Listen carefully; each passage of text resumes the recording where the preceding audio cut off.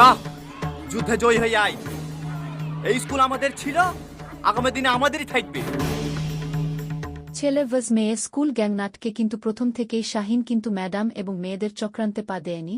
তাছাড়া কিন্তু আজিজ থেকে শুরু করে সকলেই কিন্তু মেয়েদের ফাঁদে পা দেয়া, আর সেই কারণেই কিন্তু শাহিন এবং টনি তারা হেরে যায়।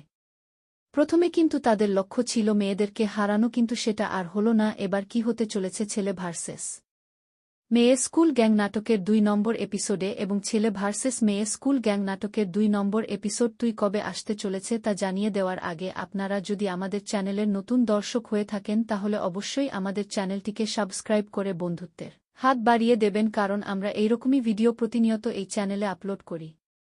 আপনার ছেলে ভার্সেস মেয়ে স্কুল গ্যাং এই নাটকের 2 নম্বর এপিসোডটি দেখতে পারবেন 5 থেকে 10 দিনের মধ্যে পল্লিগ্রাম টিভি ইউটিউব চ্যানেলে। অসংখ্য ধন্যবাদ আপনাদের সবাইকে এতক্ষণ ভিডিওটি ধৈর্য ধরে দেখার জন্য।